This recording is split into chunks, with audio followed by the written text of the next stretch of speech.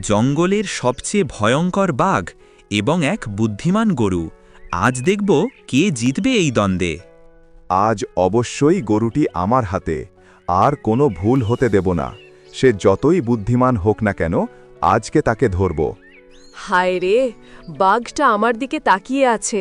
তবে আমি বুদ্ধিমত্তা ব্যবহার করব। আজ তাকে এমন শিক্ষা দেব যে সে ভুলতে পারবে না। বাঘ নীরবে গরুর দিকে এগোচ্ছে, পায়ের আওয়াজ বাতাসে মিলছে। ধীরে ধীরে, আর কোনো শব্দ নয়।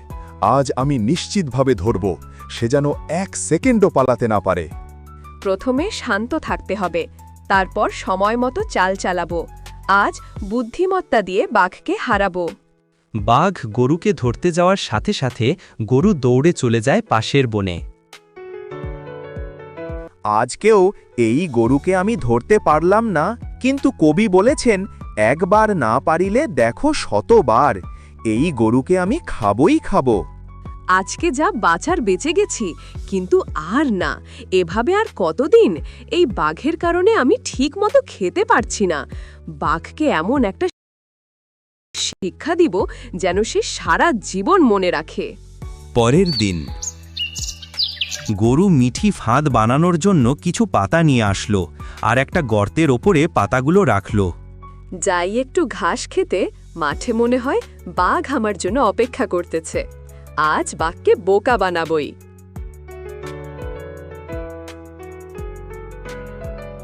কি ব্যাপার, আজকে এখনো গরু ঘাস খেতে আসলো না কেন?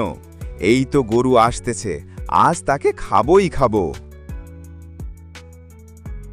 বাঘ চুপি চুপি গরুর দিকে এগিয়ে যায়, কিন্তু গরু এবারও পালিয়ে যায়।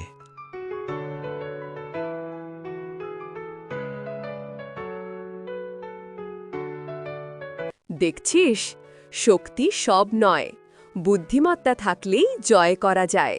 বাঘ, আজ তুমি শিখলে কি বুদ্ধিমত্তা মানে কি? পরের দিন আমি বিশ্বাস করতে পারছি না, কিভাবে আমি এত শক্তিশালী, আর তবুও ও এই গরু আমাকে হারালো। বাঘ বুঝতে পারে যে শক্তি দিয়ে সবকিছু করা যায় না। এজন্য বাঘ গরুর কাছে ক্ষমা চাইতে গেল।